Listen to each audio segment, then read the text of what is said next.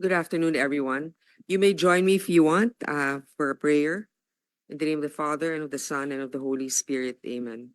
Heavenly Father, please guide us today that we do right by our people, that we are guided and we scrutinize properly the budget as our responsibility. Thank you. In the name of the Father, Son, and the Holy Spirit. Amen. This briefing on the proposed budget of the Office of the Vice President is now called to order. First, I would like to thank and recognize and acknowledge the presence of Vice President Sara Duterte and the entire OVP delegation. Good afternoon, guys. Good afternoon. For orderly procedure, we begin with the presentation of the OVP. After that, we will open the floor for questions. Our tradition is to give preference to the Senate officers and then in order of arrival. I would like to acknowledge the presence of my colleague in today's budget briefing, Senator Villar, Senator Cynthia Villar, and of course, Senator Amy Marcos. Puro mga babae ngayon yung present. So we will begin with a brief opening statement before we have a briefing. If you have any opening statement, none. Okay, we shall begin now with the briefing of the Office of the Vice President. Thank you, Madam Chair. To our distinguished senators, good afternoon. I am pleased to introduce the members of the OVP delegation, Attorney Zulaika T. Lopez, Chief of Staff, Lemel G. Ortonio, Assistant Chief of Staff. Please raise your hand so that they will know who you are. Attorney Roslyn Sanchez, Director for Administrative and Financial Services Office. Attorney Sunshine Chari Fajarda, Director for Strategic Management Office. Norman Baloro, Director for Operations. Attorney Emily Rose Torrentira, Head Legal Affairs. Julieta Villa del Rey, Chief Accountant. Amar Dehe, Chief Disaster Operations Center. Maria Adeline Rabago, Officer in Charge, Budget Division. Colonel Raymond Dante Lachica, Vice President, Security and Protection Group. May I request the Secretariat to present our OVP? Thank you.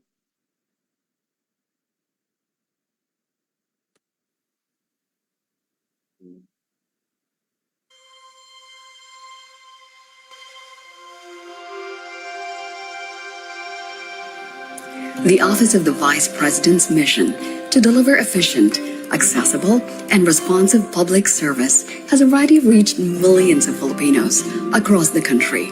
And the promise of a remarkable and meaningful impact is gleaned from the strength, hard work, and optimism shown by the individuals, groups, and communities being served by the OVP through its interventions that offer immediate and long-term solutions.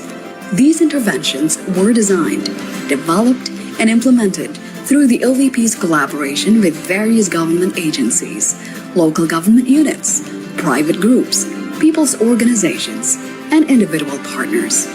The Office of the Vice President, the second highest government office in the Philippines, an institution for public service, an institution of nation building, an institution of change, stability, and progress. The OVP is an institution committed to the success of its programs and initiatives intended to create a lasting positive impact on the lives of Filipinos. Under the leadership of Vice President Sara Duterte, the Office of the Vice President has steadfastly worked to deliver essential social services across different regions of the country. The OVP is an active participant in the movement to achieve the nation's aspiration to have a prosperous, inclusive, and resilient future. We at the OVP continue to share in the noble mission of improving the quality of life of every Filipino family, especially those in the most underserved communities. We provide vital public assistance programs that ensure support, aid in the plight of the vulnerable sectors, and help alleviate the challenges of poverty in many communities. From January 2023 to July 2024, over 360 million pesos combined amount was successfully allocated to urgently address our people's pressing need for medical and burial assistance. A total amount of 364,383,041.87 pesos worth of medical assistance were provided to a total of 79,721 beneficiaries, while 99,240,000 pesos worth of burial assistance were given to 19,882 beneficiaries from various parts of the country. We have carried on in this tireless pursuit by rendering public assistance to thousands of Filipinos through OVP satellite offices in Luzon, Cagayan Valley, Pangasinan, and Bicol. In Visayas, Panay and Negros Islands, Eastern Visayas, and Cebu, Bohol, and Siquijor. And in Mindanao, Caraga, Western Mindanao, Southern Mindanao, and BARM, Bangsamoro Autonomous Region in Muslim Mindanao. In addition, 2 extension offices of the Public Assistance Division were also opened in Lipa, Batangas, and Tondo, Manila. Each satellite office and extension office across the country complement the functions of the central office in Robinson Cybergate Plaza in Mandaluyong. For fiscal year 2024, the OVP has a 1.885 billion peso available budget under the General Appropriations Act.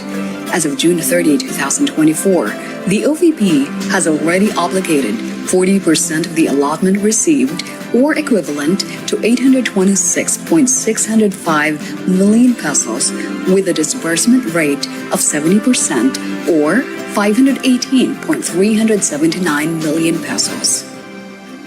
In our goal of making sure that our people are afforded with safe, accessible, and secured commute, the Office of the Vice President has offered free transportation services to 414,734 Filipinos from January to June 2024. A total of 7 buses were deployed to transport passengers in Bacolod, Cebu, Davao, and Metro Manila. Following the recent calamity that has disrupted the lives of our people in Luzon and some parts of Visayas, we have also intensified our efforts to deliver immediate relief and assistance to affected communities. In adherence to our objective of saving lives and ensuring the utmost safety of all, 462,867 individuals and 134,168 families have benefited from the relief operations mobilized by our Disaster Operations Center from January to June 2024. A total of 58.3 million pesos were effectively allocated to various resource mobilization endeavors in support of all undertakings that aid OVP-DOC's relief and rescue activities.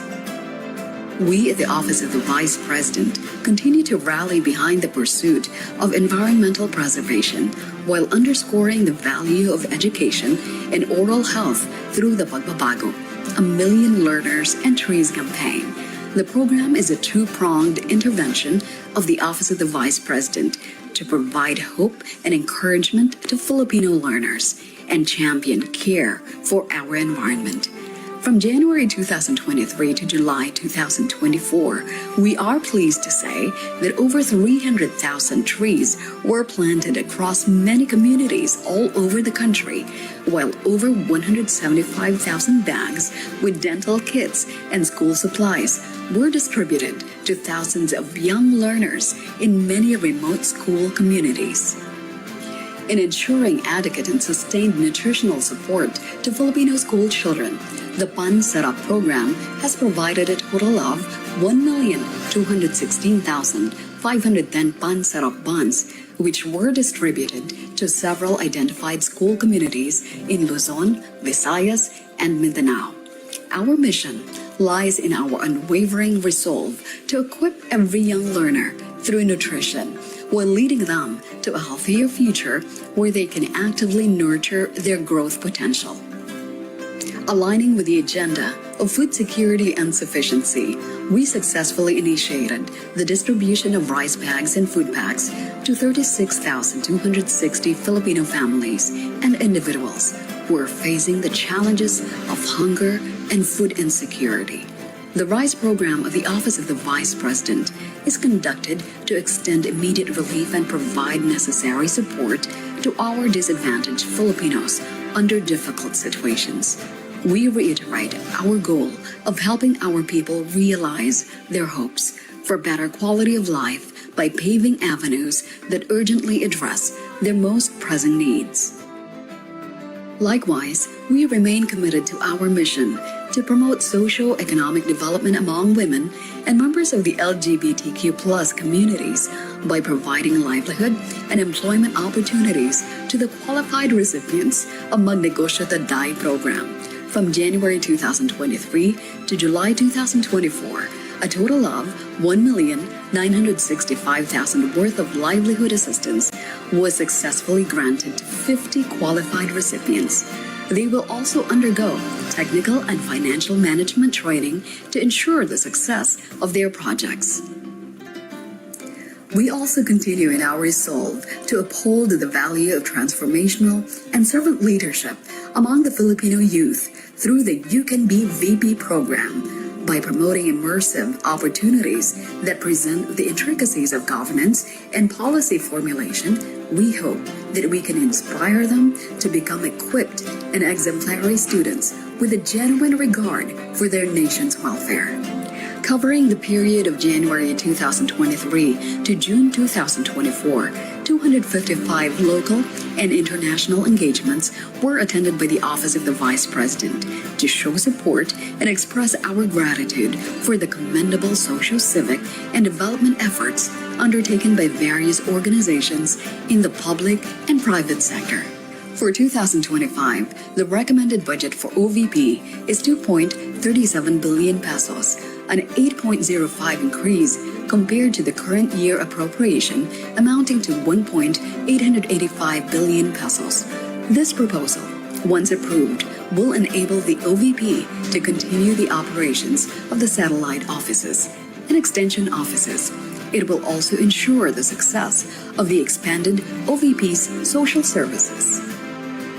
Hand in hand, we will usher in innovation, carry on transformative progress, and shape a more prosperous future for our people, our communities, and our country.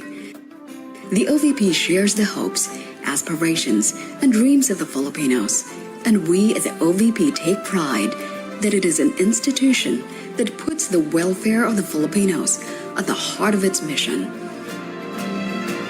The OVP commits to lead, serve, uplift, and empower the Filipinos. Ang tanggapan ng pangalawang Pangulo ng Pilipinas, pamumunuan, paglilingkuran, aalalayan ang mga Pilipino. Lagi kaming tapat sa bayan.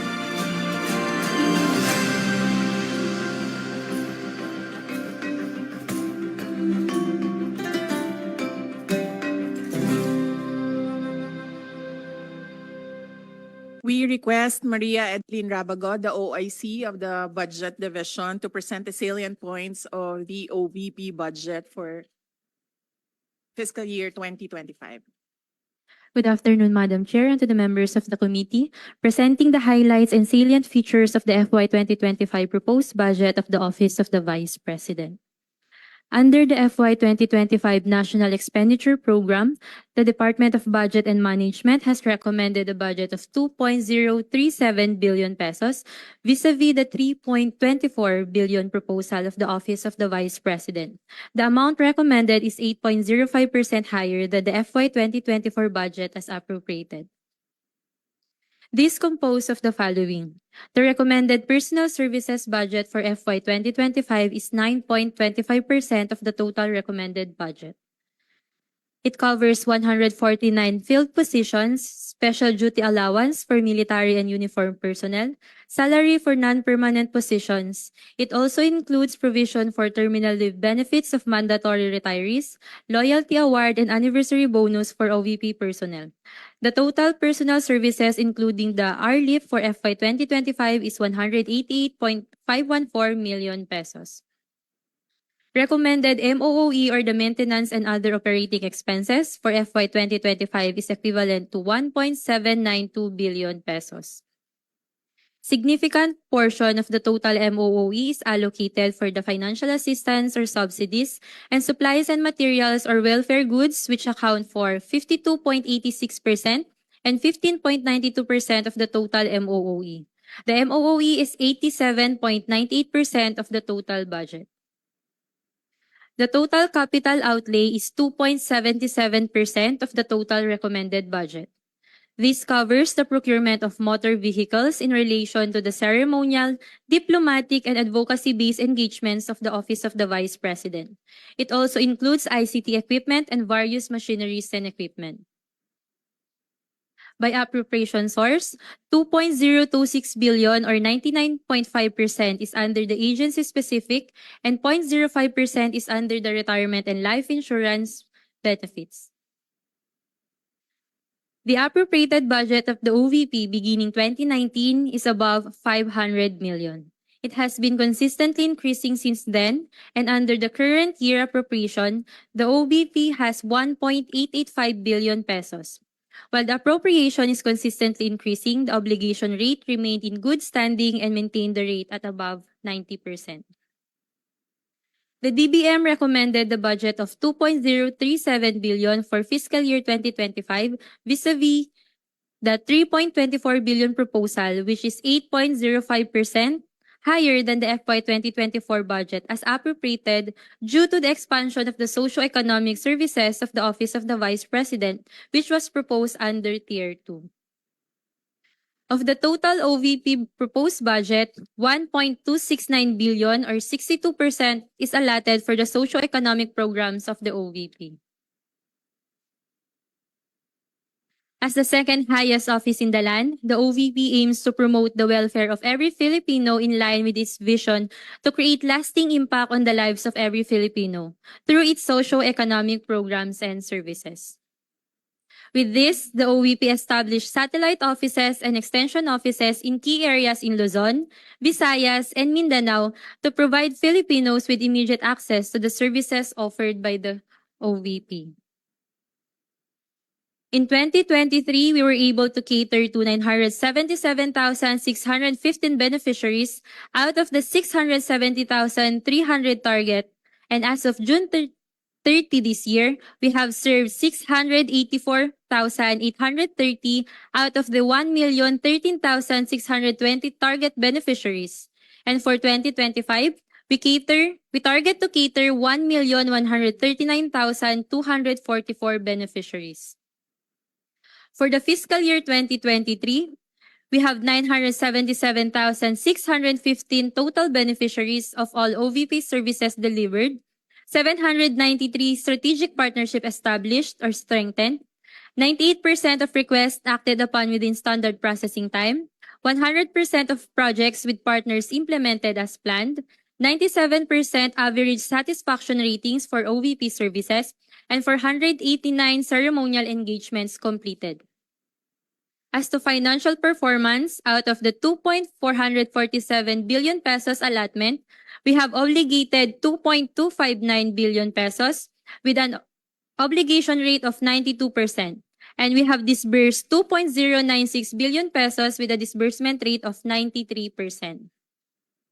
As of June 30 of this year, we have 684,830 beneficiaries of all OVP services delivered, 287 strategic partnership established or strengthened, 98.8% of requests acted upon within standard processing time, 98.7% of projects with partners implemented as planned, 97.3% average satisfaction ratings of OVP services, and 255 ceremonial engagements completed.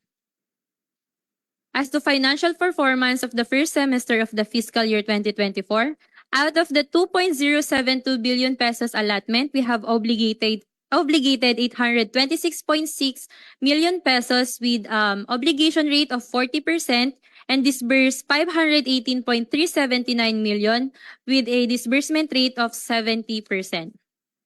As the second highest office in the land, the OVP carries out functions that complements work of other government agencies while advancing the well-being of the Filipino people. With a mission to deliver efficient, accessible, and responsive public services, our work resonates at the core of our nation's welfare and progress. Thank you very much. Thank you, Ma'am Edeline. Madam Chair, the OVP is ready to accept questions. Thank Before you. we open the floor for questions, Senator Bato de la Rosa would like to give an opening statement.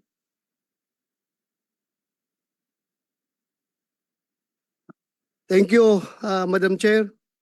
I would like to express my utmost support for the proposed budget of the Office of the Vice President for fiscal year 2025 under the leadership of our esteemed Vice President Sara Duterte. Government service is making the most out of what little resources an office may possess. It is about finding ways to promote the general welfare of the people, however limiting or restricting the circumstances are. The OVP can only do so much with its annual budget, but it has set a good example to other government offices and agencies in maximizing funds. Vice President Sara Duterte could have just stood by and done nothing, but she chose a more proactive role in furthering the noble cause of Bangon Pilipinas, which is inclusivity in achieving economic and social growth. I have full confidence that the leadership of our Vice President is guided by her deep commitment to unite a country whose political landscape is constantly beset by indivision. Thank you, Madam Chair. Thank you, Senator Bato. Senator Bongo will now give his opening statement. Magandang araw po sa ating lahat, no? Just want to express my support for the proposed budget of the Office of the Vice President for the year 2025. As a proud Dabawenyo, I have witnessed firsthand the remarkable work of VP Inday Sara Duterte. I can attest to the positive impact she has made on every community and the entire nation. Sa mga nakaraang taon, nagkaroon po ang OVP ng mga programang nagbibigay ng tunay na benepisyo po sa ating mga kababayan, from medical assistance to relief operations, educational support, pangkabuhayan programs at libreng sakay among others. In fact, the libreng sakay program has already served more than 638,000 passengers in Metro Manila, Bacolod, Cebu, and Davao in 2023 alone. Naalala ko po, meron pong pinahiram po sa akin na bus noong 2019 at ngayon po pinahiram rin po ito sa OVP at para po mas marami pang mga kababayan nating commuters ang makikinabang sa programang libreng sakay. In addition, we recently supported the Office of the Vice President to further augment its free bus rides. May ruta na po ito mula sa PITX hanggang Naik, Cavite at operational na po ito August 14. Malaking tulong po ito sa ating mga commuters dahil ang pamasaheng may titipid po nila 90 pesos hanggang 100 pesos. Bawat piso po ay napakahalaga po ito sa ating mga kababayang Pilipino, lalo-lalo na po yung mga mahirap nating kababayan. Ang programang ito ay tunay na nakakatulong sa pagpapagaan ng kanilang araw-araw na pamumuhay, kaya mas lalo pa po dapat natin itong suportahan. At we laud the calamity and disaster response of the OVP, which helped provide immediate relief assistance to more than 100,000 families affected by floods, fire, earthquake, among others. Muli, nais ko pong ihayag ang aking buong suporta po sa budget ng Office of the Vice President. Maraming salamat po, Madam Chair. Thank you, Senator Bongo. I would like to recognize Senator Jinggoy Estrada for his opening. Thank you, Madam Chair. The Office of the Vice President has been an active partner of various government agencies in providing vital services to our kababayan, thus fulfilling its mandate to improve their lives and livelihood. Through the various programs that the OVP implements, our countrymen in the marginalized sector are empowered to become contributors to our nation's progress. For the year 2025, the OVP will implement two new programs that aim to promote education and health. One of the programs is the Educational Assistance Program, which will reach out to the poor, marginalized, vulnerable, and disadvantaged families. Another one is the Wheelchair Program, which will cater to individuals in need of wheelchairs. I am certain that these programs will greatly benefit our people. Sa katunayan, ito rin po ang madalas na idinudulog sa aming tanggapan dito sa Senado at ikinagalak namin na maglulunsad ng Office of Vice President ng mga programa upang tugunan ito. Maraming salamat po sa ating butihing pangalawang Pangulo, Vice President Sara Zimmerman Duterte, sa kanyang mapagmahal na paglilingkod sa ating mga kababayan. Marami po ang umaasa sa mga programang inyong pinatutupad at dahil dito ay patuloy namin susuportahan ang pagbibigay ng sapat na pondo upang may pagpatuloy ninyo ang mga ito at makatulong sa mas marami pa nating mga kababayan.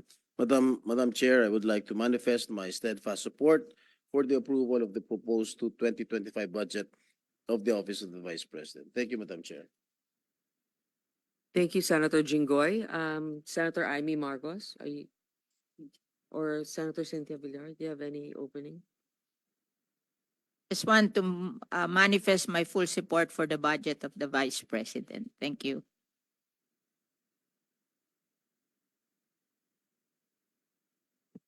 No introductory statements thus far, but from what I've seen, I think the limited budget of the Office of the Vice President is an illustration that budgetary restraint should not serve as limitations in performing, but should inspire other government offices to be more innovative and to have more initiative. So it should be an illustration of how we should really deliver services to the people. So thank you, the Office of the Vice President. I am here to show my full support to the immediate passage of the budget of the Office of the Vice President.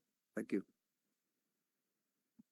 Thank you, Senator Tolentino. I'd like to acknowledge the presence of my colleagues here today. I think I've only acknowledged two. I should acknowledge also Senator Tolentino, Senator Bongo, earlier Senator Bato, Senator Jinggoy Estrada, and now Senator Risa Hontiveros.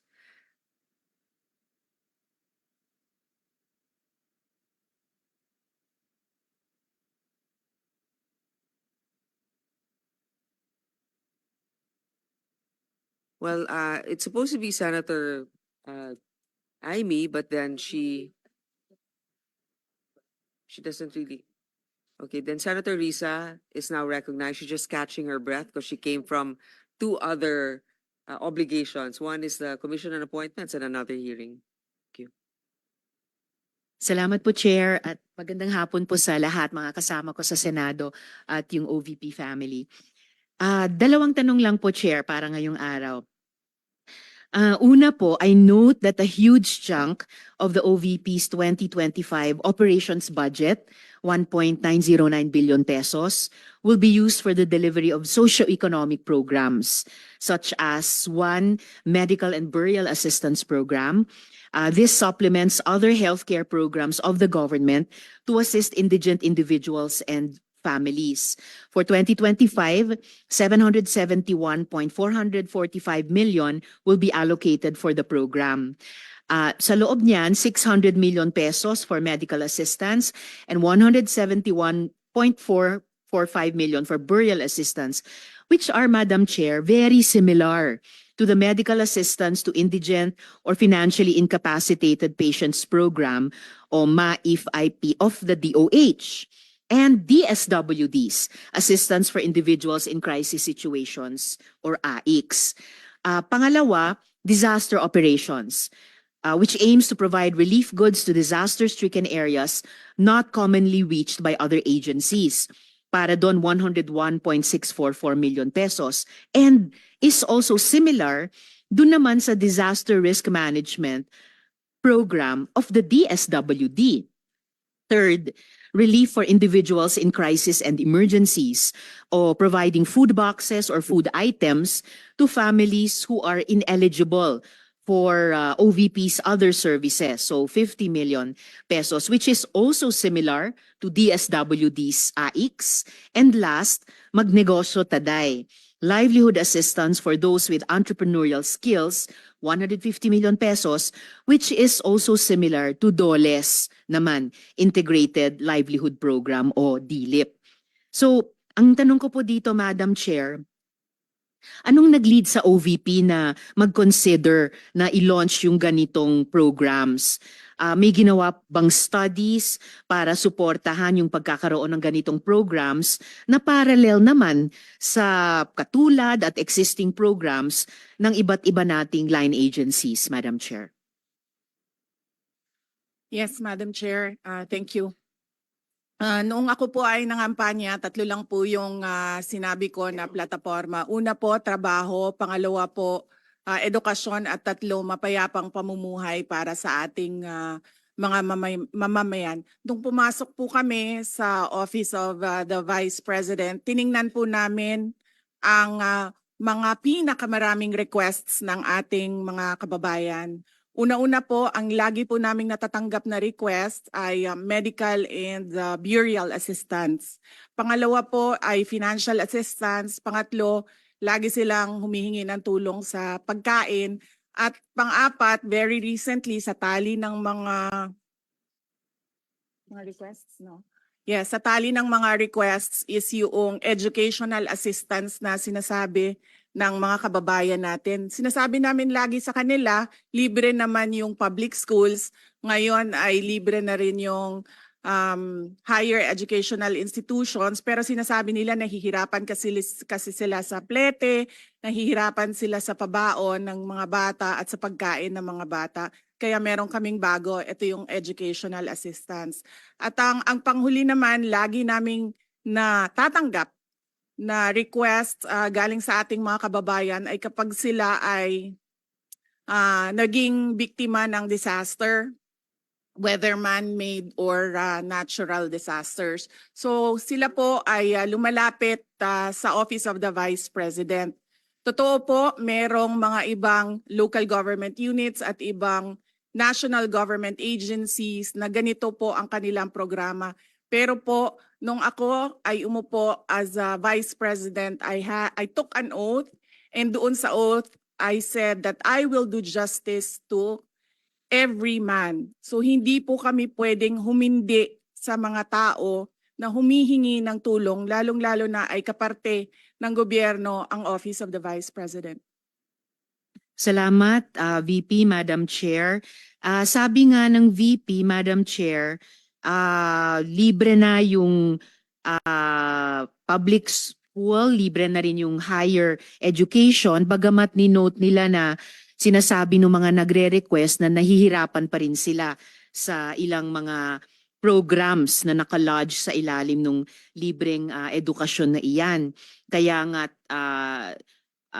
kinonsider nilang mag-launch ng ganitong mga katulad na programs.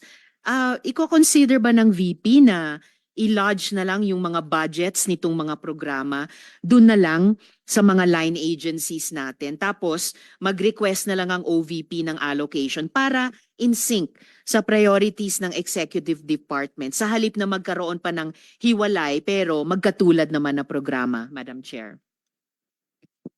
Madam Chair, we only submit the budget and we leave it to the discretion of all the members of Congress to decide on the budget. We can only propose a budget for the Office of the Vice President. Pero magbibigay po ako ng halimbawa kung ganun po ang gagawin natin. Tulad po ng AIX ng DSWD. Kapag meron po kaming nire-refer o binibigyan ng endorsement ng AIX sa DSWD, kadalasan po nasagot sa amin ay hindi pwede dahil galing yan sa Office of the Vice President at kalaban yan. Minsan po, totoo yan na pupolitika ang assistance para sa ating mga kababayan.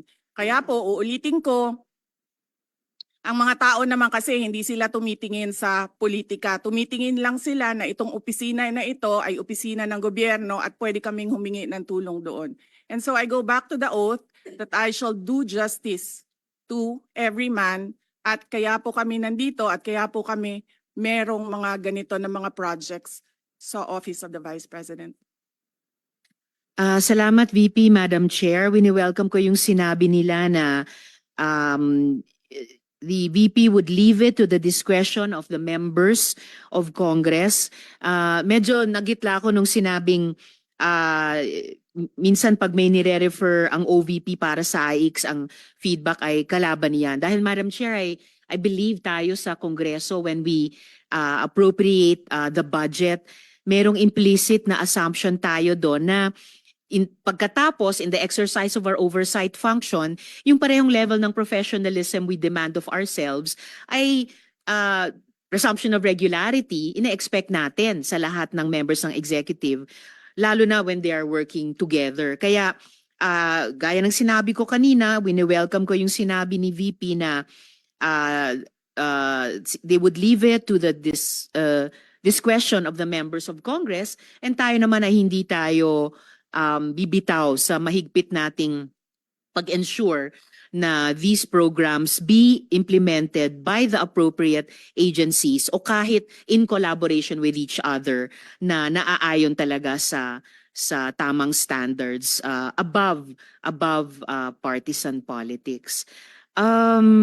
And therefore, at the proper time, Madam Chair, gagawa ako ng proper motion para i-lodge yung budgets ng mga programang ito sa line agencies na may klarong opportunity for OVP na mag-request for allocation as for other offices in the executive. Yung huling tanong ko sa ngayon, Madam Chair, for 2025, one of the OVP's programs, Pagbabago Campaign, 1 Million Learners Entries, involves the provision of bags to 1 million learners in remote communities while initiating tree planting activities. This gets an appropriation of 100 million pesos.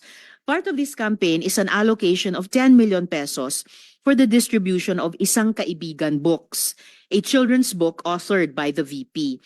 Pwede po bang sabihin ni VP sa atin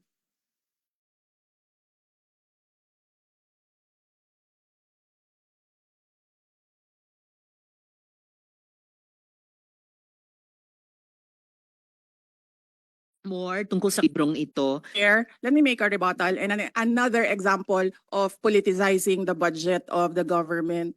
Ito pong sinabi ni Senator Risa Ontiveros na at the proper time she'll make a motion to lodge the budget, the requested budget of the OVP to the other agencies. Let me just quote Senator Risa during the Akbayan Congress.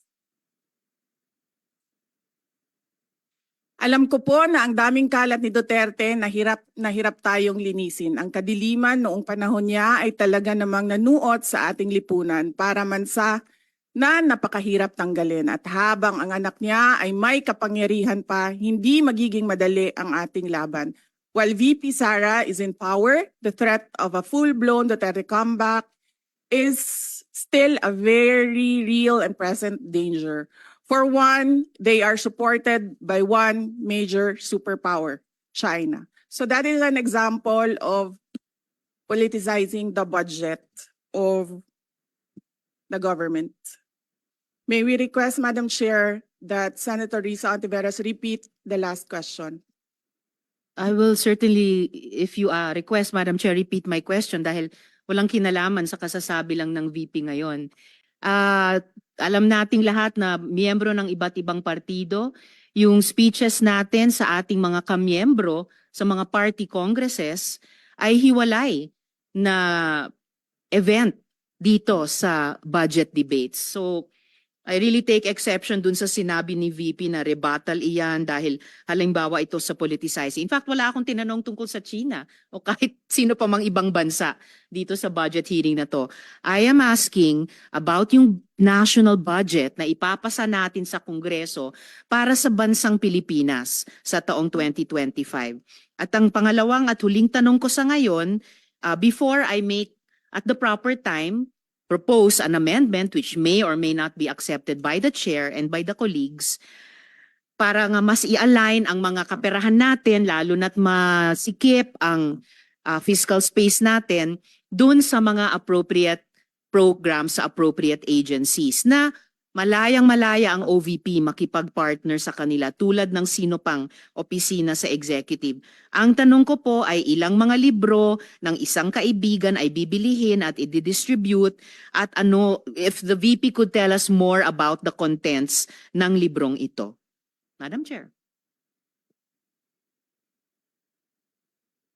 Madam Chair, the book is not for sale. We only pay for the publication of the book. And we will send Senator Antiveros a copy so that she will know what is the content of the book. Oh, this question is not only for me, Madam Chair, para rin para sa mga kasama dito sa budget hearing. Baka ilang araw pa bago mapadala at mabasa ko, which I certainly will. But I am asking a question bilang isang mambabatas sa head of agency ng isang opisina sa executive dito sa budget hearing na to. Simpleng tanong. Tell us more about the book, isang kaibigan, at ilang kopya nito ang bibilihin ng gobyerno sa halagang 10 milyong piso at i-distribute sa kasama ng mga bags sa 1 million learners sa remote communities. Madam Chair.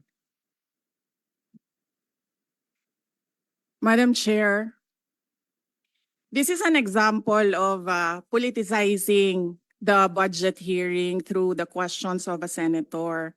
Ang problema niya kasi, nakalagay yung pangalan ko doon sa libro. At yung libro na yan, ibibigay namin doon sa mga bata. At yung mga bata na yan, may mga magulang na boboto. At yung pangalan ko ay nagkalat doon sa kung saan man ibibigay yung libro. Madam Chair, we commit to send tomorrow everyone in this room a copy of the book. Madam Chair, hindi ko maintindihan yung ugali ng ating resource person. It is a simple question. Paulit-ulit na this is politicizing. Ang VP ang nagbanggit ng salitang boboto. Wala akong sinabing boboto. I'm simply asking, hindi ko ma-imagine we're making so much trouble, so much fuss about a 10 million peso item na itinatanong ko lang simpleng, what is the book about? At ilang kopya ang bibilihin ng gobyerno sa halagang 10 milyong piso at i-distribute. I don't appreciate this kind of attitude, Madam Chair. Usually, ang resource persons natin ay nagbibigay ng parehong institutional courtesy sa legislature na ibinibigay natin sa executive. I don't appreciate this kind of Senator attitude. Tolentino, do you have Madam Chair. Yes, Madam Chair. Hindi ko rin maintindihan ang ugali ni Senator Risa Ontiveros. And I do not appreciate, ano yung sinabi niya? I do not appreciate this kind of behavior and attitude. Madam Chair, noong 2016, tumatakbo si Senator Risa Ontiveros na senator, nakailang talo na siya. So, Dalawa, Madam Chair. okay, dalawa. Natatakot siya sa pangatlong talo niya, kaya pumunta siya sa Davao. Humingi siya ng tulong.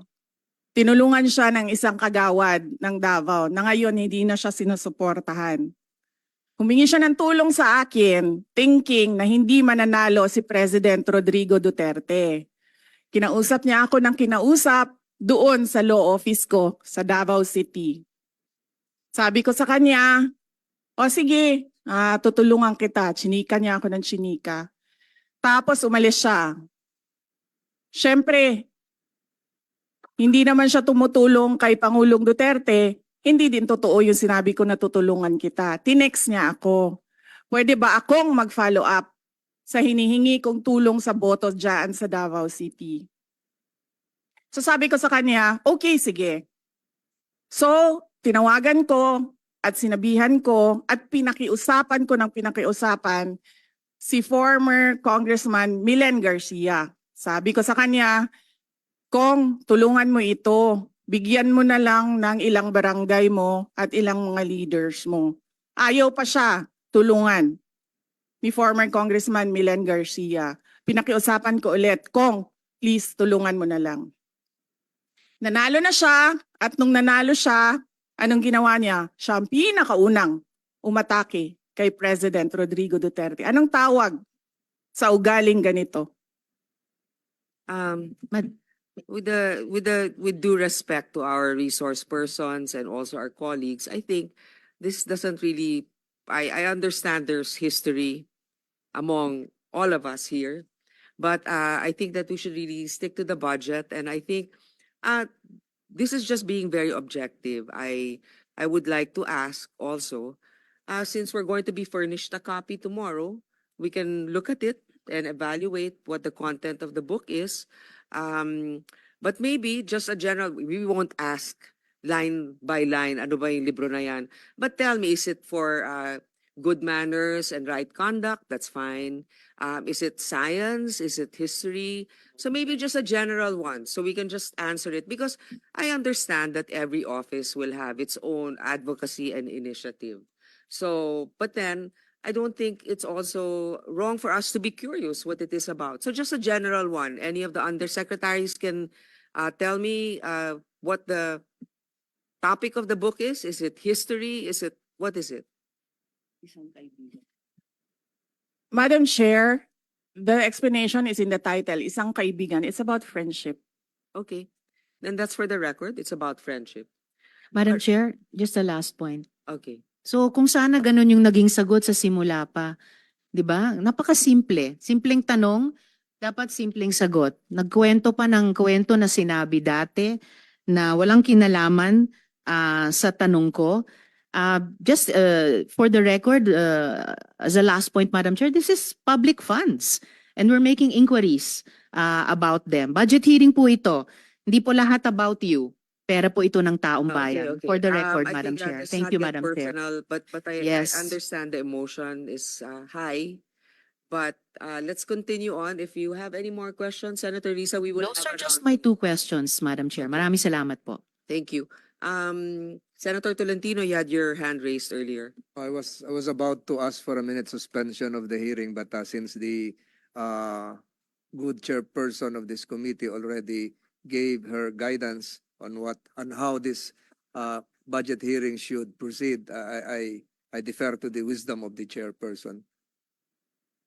Thank you. I would like to acknowledge the presence of Senator Bong Revilla and Senator Robin Hood Padilla. Thank you. Anybody else? Senator Mark Villar as well. And Senator Alan, Senator Alan Cayetano. Any more questions? Yes. Senator Amy Marcos, you're recognized. Yes,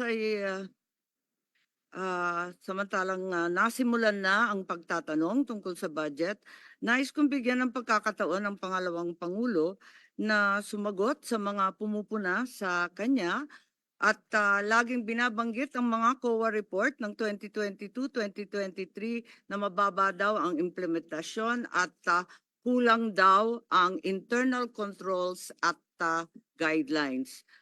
May masasabi po ba tayo tungkol dito? May kasagutan po ba ito?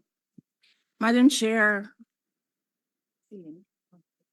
yes, we call on Attorney Rosaline Sanchez to answer the question. Good afternoon, Madam Chair. On the first question on the low implementation of some of the programs, Your Honor, some of the programs were just started to be implemented by the office in 2023. So we are still in the process of fine-tuning the details of the program and obtaining the requirements from the applicants of the programs. Specifically on the Magnegosyo Taday project, we have seen that some of our target beneficiaries have difficulty in complying with the requirements, and we are closely working with the Commission on Audit to streamline the process for the application of the program. And on the controls, on the matter of controls, Madam Chair, we would like to know that we have not received, we would like to know that audit findings are still not yet final, and we are again working closely with COA to improve our processes and address the issues that they have raised during the audit, Madam Chair.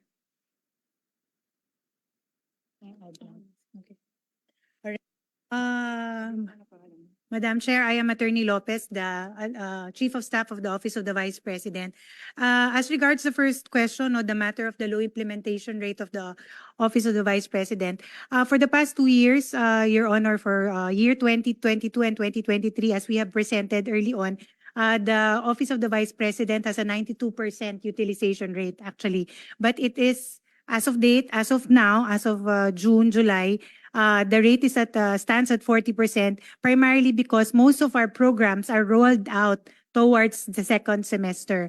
Particularly, for example, the Pagbabago Bag in time for the opening of the school year, and also the launch of our Pansarap program, which we will also be launching upon school opening. So this is a big bulk of the budget of the Office of the Vice President. Hence, there is a low utilization rate. But at the end of the year, all of this, Madam Chair, as we have, as records will bear out, it will be around the 90 to 92% utilization rate. Yes, congratulations. So that therefore, those who say that the same observations have been made by COA for the past 2 years are inaccurate and unaware of the actions already taken by the OVP. Is that correct? Ma'am, the matter of the low, it is correct as regards the matter of the first semester, because we really do have a low utilization rate for the past years as regards the first semester. But The towards repeated the end, observation from COA is regards to the inadequate guidelines, processes, and the lack of internal control. Yun ang naulit ng 2 taon. Na isaayos na ba yan? Kasi Opo. nabanggit ni attorney na kausap na ninyo yung COA at ginagawa na ng guidelines na sapat. that is correct, Your Honor. We are working continuously with the team from the Commission on Audit to improve and streamline our processes and guidelines. Nakakatuwa yung budget ninyo, nautangan pa kayo ng CHED. Nabayaran na ba kayo ng 18 million na utang?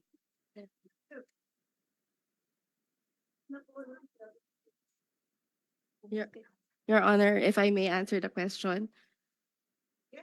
Okay. Your Honor, was partial liquidation by CHED from the time that we had our budget hearing last year until this year, but there is still a remaining amount of 1,993,500 pesos, Your Honor, out of the original 18 million. Hindi kayo nag-iisa. Ang CHED may utang din sa mga senador. Kaya't yun ang nakakatuwa sa CHED kung saan-saan napupunta yung pera. At wala na po akong tanong. Ang sasabihin ko lang, talagang hindi naman sa barangay lamang napupolitika yung ayuda, pati dito sa mga senador, pati sa ating pangalawang Pangulo.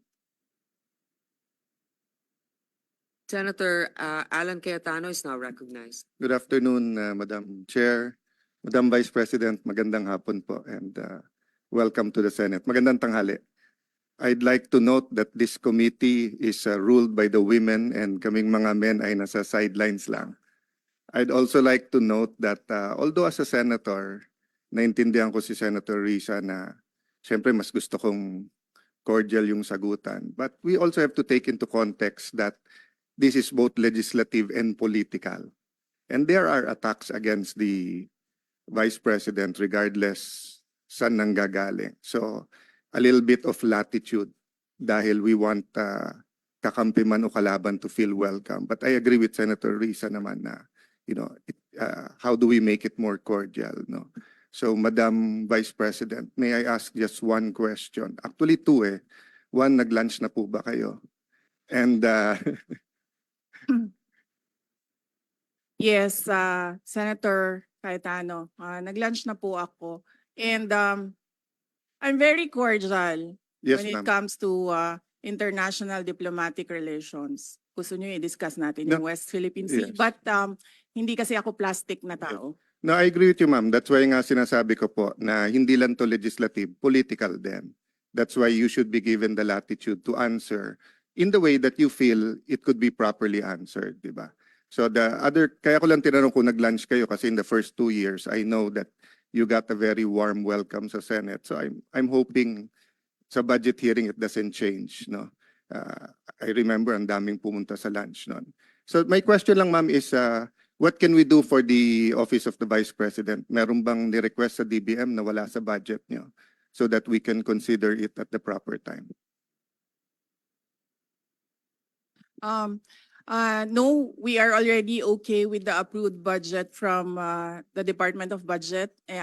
The approved proposed budget in the NEP from the Department of Budget and Management, and we leave it up to members of Congress to decide on the budget. Thank you. Thank you, Madam Chair. Thank you to the Office of the Vice President. Any more questions? Well, so it's always the chair that has the last spot for questions. So let me just ask, of course, the security of every government official is very important.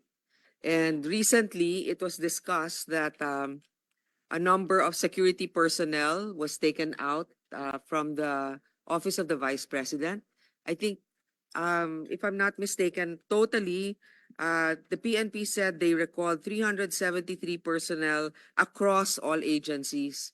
So I'd like to know, baka naman wala nang natirang security sa OVP, hindi naman, ano na bang status? Ilan ang tinanggal na security at meron bang nagbabantay ngayon? Madam Chair, may I be allowed to give a very long answer about the security? Sure, as long as it answers the question. Sige, ma'am. Opo.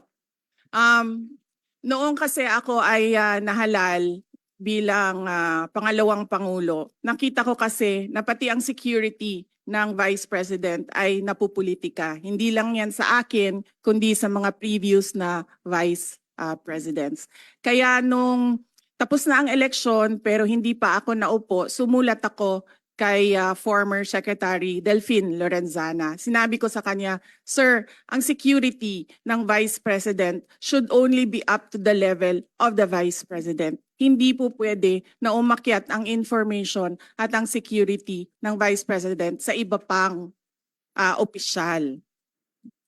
And at the time, the Chief of Staff of the Armed Forces of the Philippines and the Secretary of the Department of National Defense agreed. That's why on June 2022, ito yung sa Armed Forces of the Philippines. On June 2022, the Secretary SND wrote to the Chief of Staff of the AFP, from Vice Presidential Security Detachment under the PSG, Secretary Lorenzana ordered the Vice President Security and Protection Group, which is a separate entity from the PSG. So ito yung June 22, 2022. Ngayon, nag-issue ng orders ang AFP GHQ ng General Order 0917 to activate the reorganization from detachment to security group.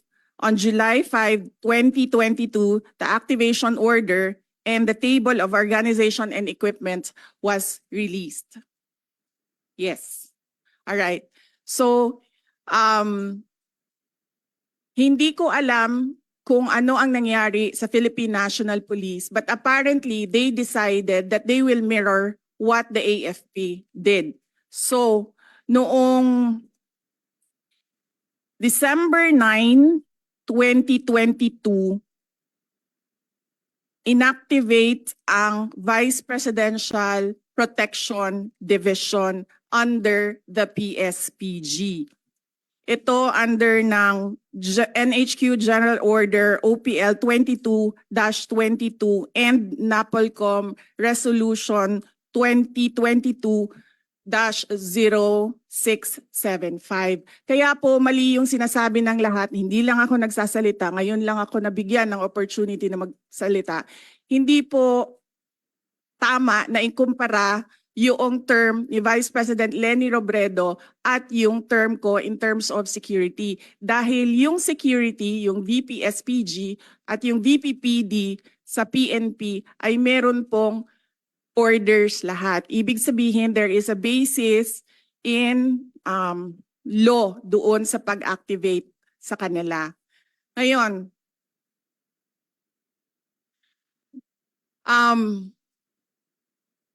yung sa Philippine National Police, kinuha nila ang 75 na personnel.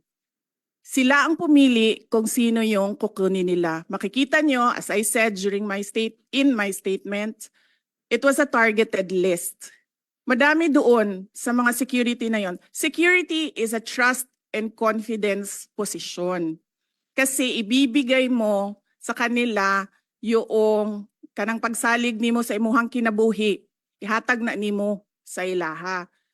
Ngayon, nakalagay doon sa listahan, kasama ko since 2007 when I was Vice Mayor, kasama ko since 2010 when I was Mayor, and madami doon kasama ko from 2016 during the term for 6 years of President Rodrigo Duterte. Makikita nyo yon sa listahan kung isa-isahin natin. So it was a targeted list. It was a political move. It was political harassment.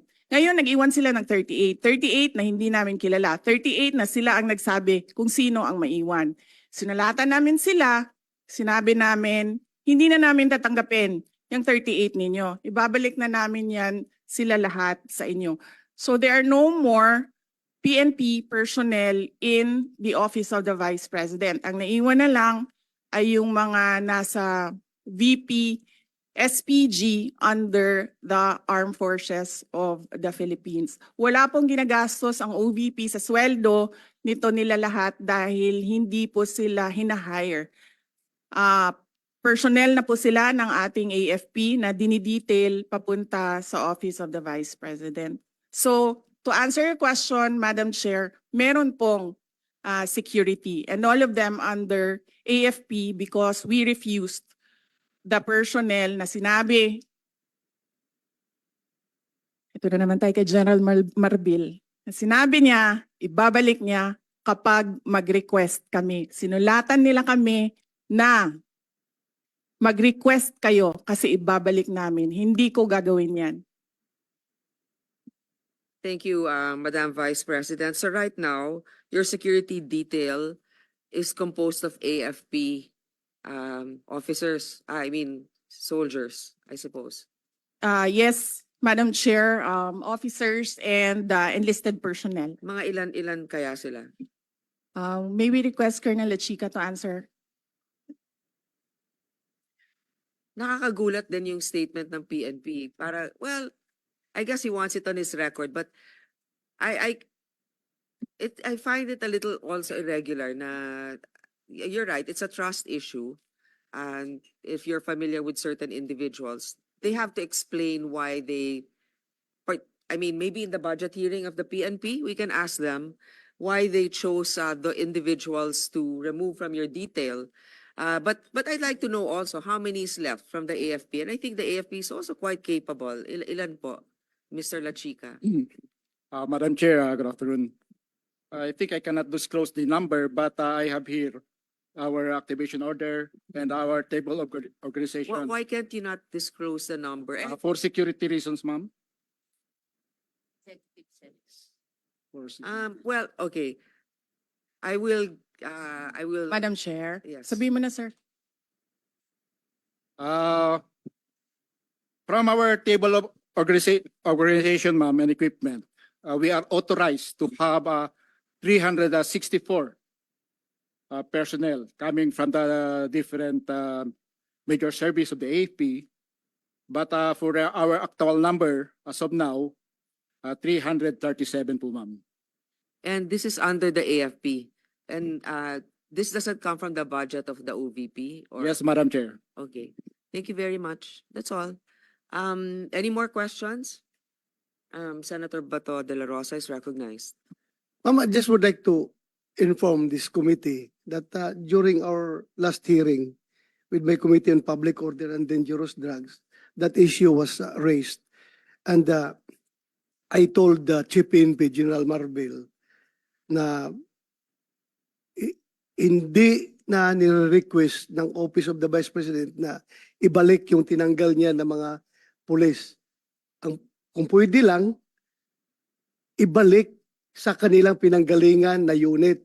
Hindi yung, ito, kawawa ito, mga taga Davao ito na been serving there for how many years, tapos dinislocate nila, nilagay nila Region 4, NCRPO, malayo sa pamilya. So, ang request na lang namin, ako, bilang Davaoenyo, na-request ko lang sa kanya, maawa ka naman dyan sa mga pulis na yan, ibalik mo doon sa kanilang pinanggalingan. Kung taga Davao City yan, taga Davao Oriental, taga Cumbal, taga Cotabato, ibalik mo na yan doon. And he promised me na ibalik daw niya. I don't know until now because hindi ko pa alam kung anong nangyari sa usapan namin. Yun lang, para lang mabalik yung mga pulis yan, kahit na hindi na ibalik security kay Vice President. Just for the record, ma'am. Thank you, thank you. Madam Chair. Madam Vice President, go ahead, please. Yes, thank you. I agree with Senator Bato de la Rosa. Wag na natin pahirapan yung mga police personnel dahil kaibigan nila ako. Ibalik lang natin sila sa mga pamilya nila. Thank you. Actually, Senator Tolentino is the Vice Chair for the Committee of the DILG for this budget season, Vice Chair Finance.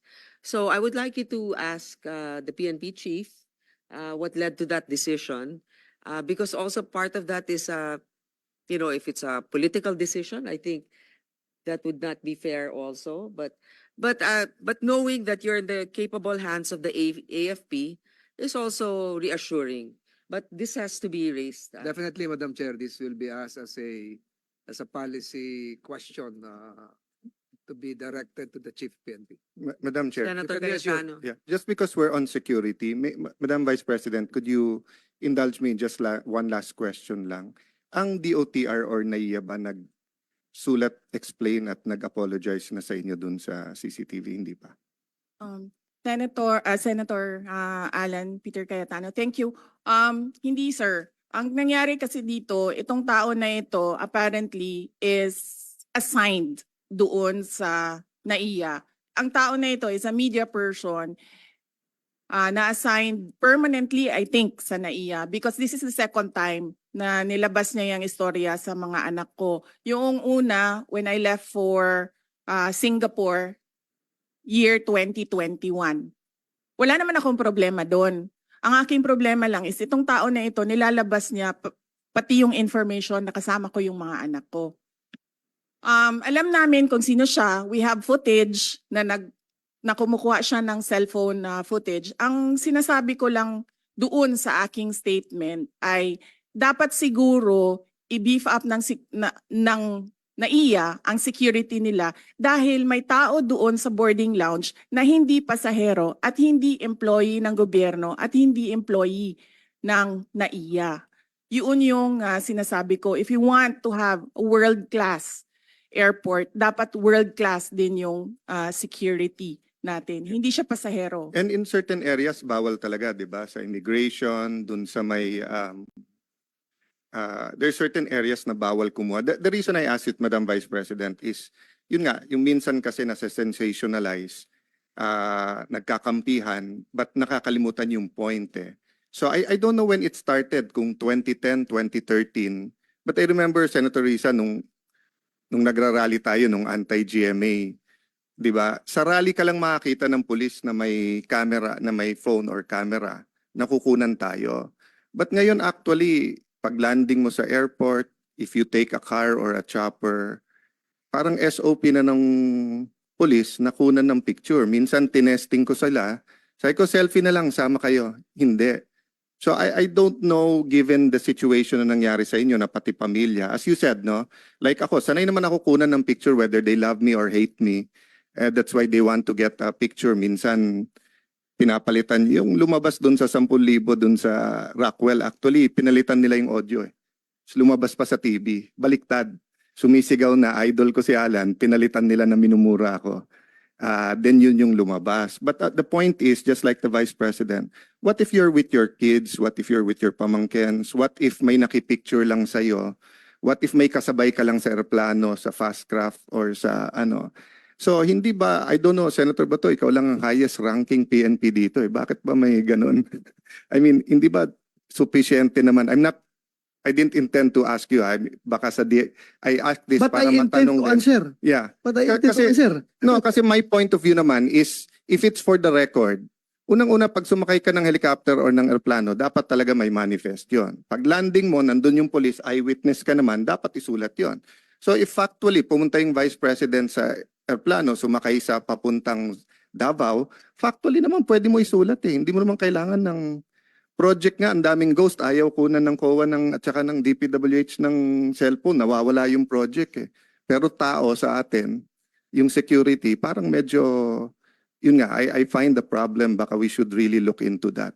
I would like to also give my experience on that. What I noticed is, for example, we're a guest in a certain event or in a province, usually without even us requesting, the local government will ask the PNP to assist a public figure. And the reason why they take pictures, and just like Senator Alan, I thought at first they wanted a selfie, but apparently it's to provide proof to their commanders that they render the service. Now, it's a different story if they just take a picture for the fun of it, to give, I don't know, for others, in areas where, let's say, there's limited access. So But that's to that point, Madam Chair, wala akong problema na kunan mo eh. But yung storage at paanong gagamitin, given that, so for example, we're talking about security ngayon, di ba? Kung sa Secret Service nga, na pinaka-professional, na kahit Democrat o Republican, may congressional hearing ngayon dahil dun sa nakalusot kay ex-President Trump. Sa atin pa kaya na we try na walang politika sa PNP at saka sa AFP, pero nakikita naman natin kahit anong administrasyon, meron talagang tendency. So, my point is, if they're there to keep their officials safe, is it actually safe? As the Vice President said, that nasa terminal ka na high security, meron may cellphone, kumukuha, hindi naman pala empleyado. So wala naman silang pananagutan sa batas or sa airport. Ganun din sa atin, wherever we go. Pagka nag-bus ako papuntang Bicol, kung 8 hours yun, pupungas-pungas ka pa pagbaba mo. Kailangan mo siguraduhin na ano ka kasi may kukuha sa'yo. Then you don't know where that picture will go. You know, sometimes things happen for us to look into it. So I'm nalulungkot ako na yung na-involve yung pamilya ng ating Vice President, regardless of whether we are for or against her politically. But I'm that this can get out of hand given the number of pictures, and yung DICT tumawag sa akin dahil sa Committee on Science and Technology, at sabi nga lang, grabe na ngayon yung hindi na katulad ng araw sa atin, Photoshop lang. Ngayon pati boses, yung AI, yung deepfake, di ba? So pati video talagang pwedeng i-manipulate, no? kahit nga hindi ka nakunan pwedeng lumabas na may picture. No, as public figures, we cannot really avoid having our picture taken, but the issue here is in an area that's restricted. So I think that the DOTR has to do their best effort to make sure that only authorized individuals are in certain areas, and that they also have to take care of their CCTV, whatever. I mean, unless it's for the interest of the public, the safety of our national security issue, they better be careful with the information that they are handling. Senator Bato, you're recognized. Yeah, thank you, Madam Chair. Yung, another issue na naman ito na sigurong i-raise natin ito pagdating sa budget hearing ng BI. Dahil nga, itong Vice President natin na lalabas ng bansa, minumonitor nila. May nakuhang picture, pinalabas ang picture, pero yung wanted na si Alice Go, nakalabas ng bansa, hindi nila nakuha na picture. Anong klaseng mga government agency ito? Itong Vice President natin na walang violation of law na ginawa, may malicious intent pa talaga na kinunan na picture, pinalabas at ginawang issue during the during the bagyo, ganun-ganun, ginawa ng political issue. Ngayon, ito ngayong si Alice Go na wanted nang may lumabas na warrant, hinahanap ng komite ni Senator Risa, nakalabas na walang kaabog-abog, hindi man lang na-monitor nila. So parang wrong focus of priority itong mga tao natin sa airport. We have to ask them during the budget hearing anong priority nila. Politika ba o yung mandato nila? That's all, Madam Chair. Actually, I sympathize with our colleagues here na pinaghirapan talaga nila yung hearing doon sa POGO issue. Tapos walang parang kooperasyon sa mga, hindi ko naman sinilala lahat ha, doon sa imposible kasing makakaalis yon na walang otoridad na kasangkot. Diba? So anyway, that's another topic. So Madam just Chair. open that up during Yeah. the budget hearing of the PNP. Madam, Ah. just to put a conclusion, Madam Vice President, sa akin kasi po yung, kaya ko bringing up po yun, kasi iba po yung mali at iba yung hindi nila inaamin na mali. No, meaning dapat pagkalabas ng video na yon, nag-announce na kagad yung airport or yung picture, di ba, na we apologize to the public, to the Vice President, because you're our Vice President. I mean, whether they voted for you or not, President Marcos is our president, whether we voted for him or not. So, amin kayo eh. So, pag ginawa sa inyo, halimbawa, kung ginawa sa inyo yan sa ibang bansa, nagwawala na yung DFA, no?